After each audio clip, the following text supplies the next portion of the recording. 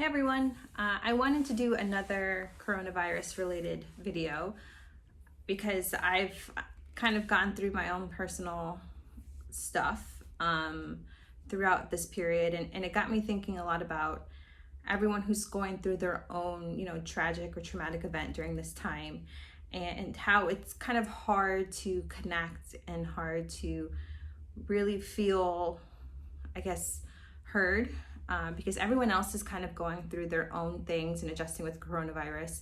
So, you might not feel, as appreciated or as understood during this time if you're going on with something on top of that. So I wanted to kind of give a video on a few tips that I think might be helpful for anyone who's experiencing, their own turmoil during this time on top of everything else that everyone else is experiencing, and kind of give you a sense of, that it's okay, that your feelings are still valid, that you are, still appreciated and heard, and that we are still here with you. So a little bit of vulnerability on my part. For me, this past week has been a little harder than usual. I experienced kind of an unfortunate event that I wasn't really expecting on top of everything else. I have a family member, it's my dog of 12 years. He had a recent, accident or bite from another dog. And as you can see from the picture, he's really little. He's not that big of a dog. He's 12 years old, but he still looks like a puppy. And I know for a lot of people, they might think, oh, he's a dog. Like, it's not that big in comparison to what everyone else is dealing with. And that's okay, if that's what you think and that's your opinion. But as I mentioned, he's a family member. He's been in my life through, the toughest times, which I talk about on my website, to the best times of my life. And for me, he has a place in my heart. He has that space of love, just like anyone else, regardless if he, walks on four legs or two. So it was a little hard, to go through that. And because of everything with the coronavirus, we had to be a little bit more removed from his treatment and from the hospital, and all of the conversations had to be gone through over the phone.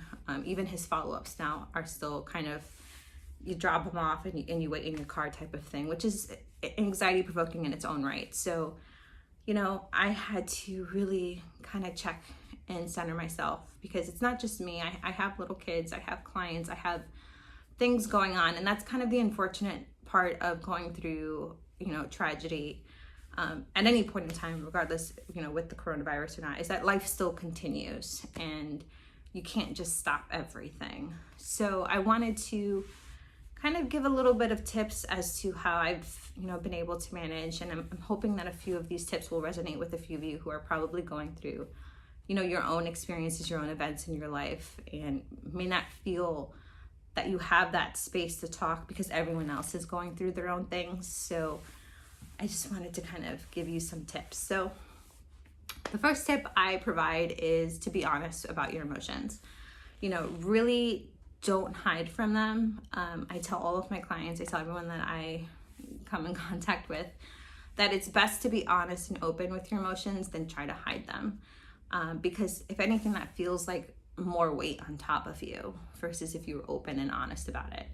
And for me, I utilize that as a learning experience, not only for myself, but for my kids. So, being honest with, the fact that I was sad, the fact that I was angry, the fact that I was kind of lost a little bit because I didn't know what to do, gave me a little bit of relief because I wasn't holding everything in.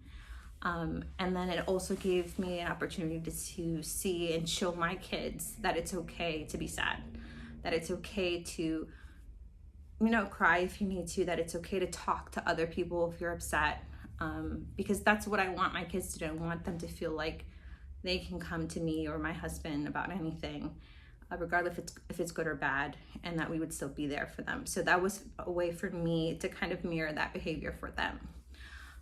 It also gave me an opportunity to see how empathetic and compassionate my kids are. And I was very happy with that.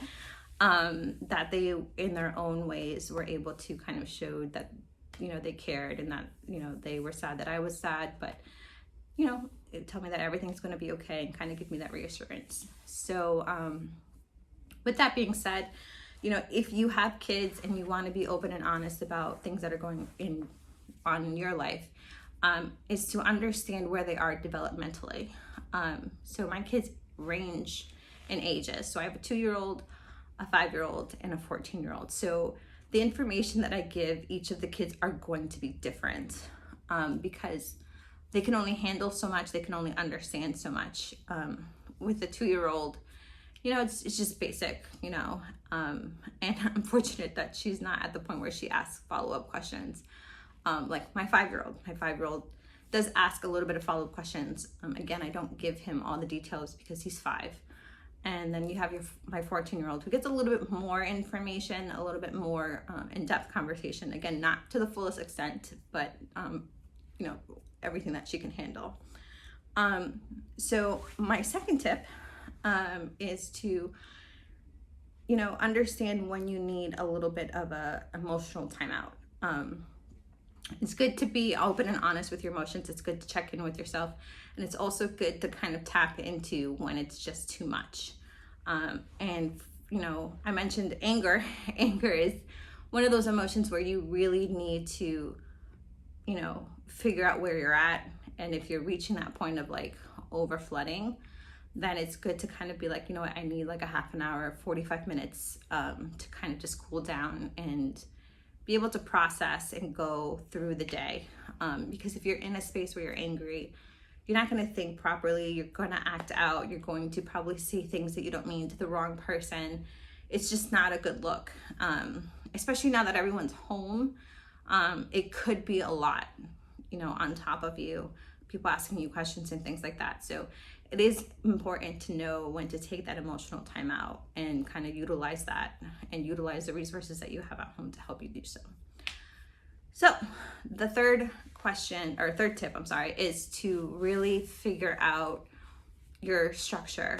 As I mentioned before, unfortunately, the life still continues, even though we would like to press pause, it doesn't. So what I like to do is I like to make 3 mental buckets of what I need to get done for the day. So kind of the essential things that have to get done that I can't push off, the things that I can push off or I could probably give to someone else, or the things that are really going to help me if I add them onto my day.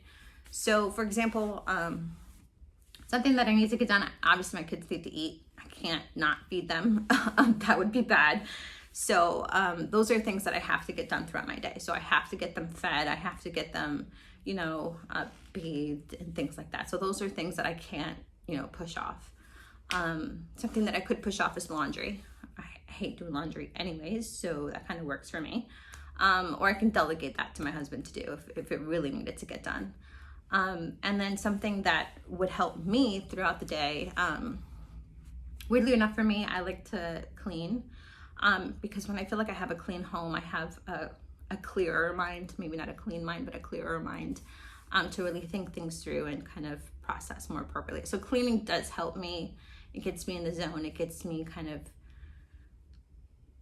to like just check in and kind of check out a little bit. So cleaning for me is something that it would help me in my day. So, if you could just take those 3 little buckets and kind of really figure out what is it that I need to get done, what is it that I can pull off, and really give yourself permission to push it off, and don't feel like you have to take on everything. And then what is it that I need for myself, so that you can kind of still get through the day, even though you have this unfortunate thing on top of that. So the 4th tip is to really utilize your resources. I'm a mom, I get it, we have to feel like we have to take on everything regardless of what we're going through, but really figuring out that sometimes we don't have to do everything. And if we have the resources to help us, to utilize those resources. So whether that's a partner at home that can help you, whether it's a family member that you can call or FaceTime with just to talk things through, someone that's going to be just an ear, not a mouth.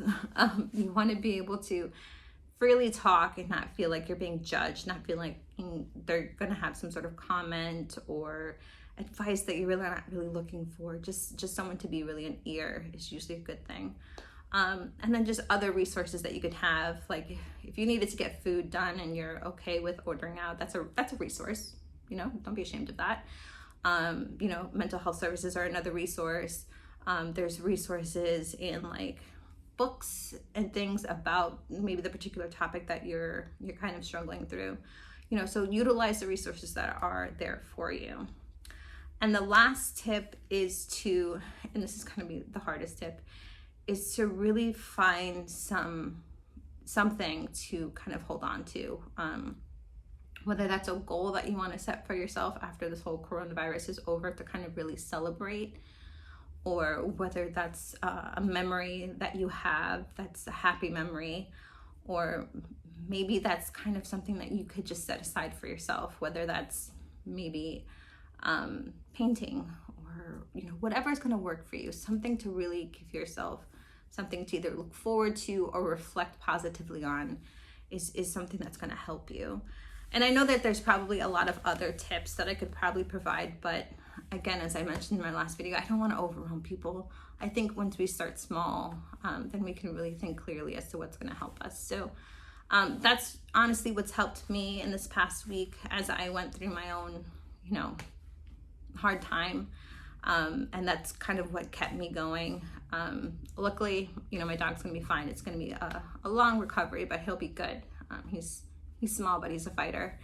And I'm sure that a lot of you are probably going through your own, stuff, whether that's, trying to find a new job and trying to figure out, expenses, whether you're on the front lines, really trying to handle everything that's coming at you, whether, you're trying to handle work and virtual schooling, whatever it is for you that you're struggling with, give yourself a moment to appreciate you and appreciate that, you're doing the best that you can. And that's all you need to do, because you are awesome. You are doing a great job. And I really, really wish that everyone be safe and be well.